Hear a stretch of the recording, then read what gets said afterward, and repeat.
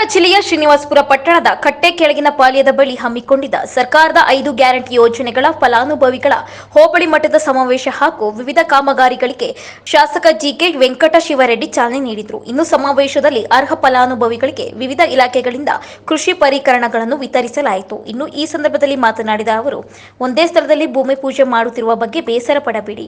ಯಾವುದೇ ಕ್ಷಣದಲ್ಲಿ ಲೋಕಸಭೆ ಚುನಾವಣೆ ನೀತಿ ಸಂಹಿತೆ ಜಾರಿಯಾಗಬಹುದು. ಕಾಮಗಾರಿಗಳು ಯಾವುದೇ ಕಾರಣಕ್ಕೂ ನಿಲ್ಲಬಾರದು. ಅಭಿವೃದ್ಧಿ ಕುಂಠಿತವಾಗಬಾರದು ಎಂಬ ನಿಟ್ಟಿನಲ್ಲಿ ತ್ವರಿತಗತಿಯಲ್ಲಿ ಕಾರ್ಯಕ್ರಮ ಆಯೋಜನೆ ಮಾಡಲಾಗಿದೆ ಎಂದರು.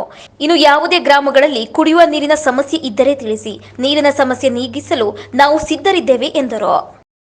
ಕ್ಷೇತ್ರಕ್ಕೆ 350 ಕೋಟಿ ರೂಪಾಯಿನ ಯೋಜನೆಯಲ್ಲಿ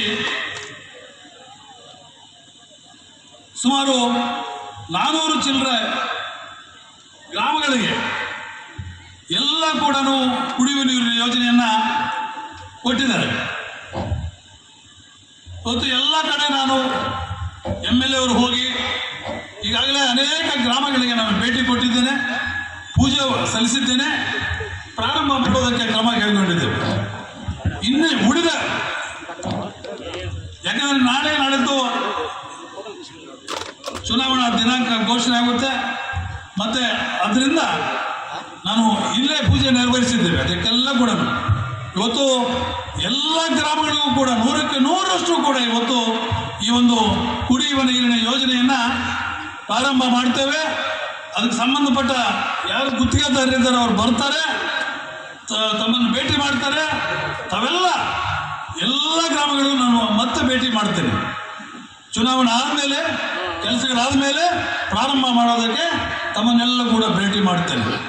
ಆದರೂ ಕೂಡ ತಾವೆಲ್ಲ ಕೂಡ ಸ್ಪಂದಿಸಿದ್ದೀರಿ. ಯಾಕಂದ್ರೆ ಚುನಾವಣೆ ದಿನಾಂಕ ಯಾವ ಸಂದರ್ಭದಲ್ಲಿ ಆದರೂ ಘೋಷಣೆ ಆಗಬಹುದು ಅನ್ನುವ ದೃಷ್ಟಿಯಿಂದ ನಾವು ಅಭಿವೃದ್ಧಿ ಕಾರ್ಯಕ್ರಮಗಳಿಗೆ ಕುಂಠಿತ ಆಗಬಾರದು ಅನ್ನುವ ದೃಷ್ಟಿಯಲ್ಲಿ ಇವತ್ತು ಎಲ್ಲ ಕಾರ್ಯಕ್ರಮಗಳನ್ನ ಇವತ್ತು ಗುದ್ದಲಿ ಪೂಜೆ ಮಾಡೋದ್ರ ಮುಖಾಂತರ, ಉದ್ಘಾಟನೆ ಮಾಡೋದ್ರ ಮುಖಾಂತರ, ಜ್ಯೋತಿ ಬೆಳಗಿಸುವುದ್ರ ಮುಖಾಂತರ ತಮ್ಮೆಲ್ಲರ ಆಶೀರ್ವಾದದೊಂದಿಗೆ ಈ ಕಾರ್ಯಕ್ರಮಗಳನ್ನ ಇವತ್ತು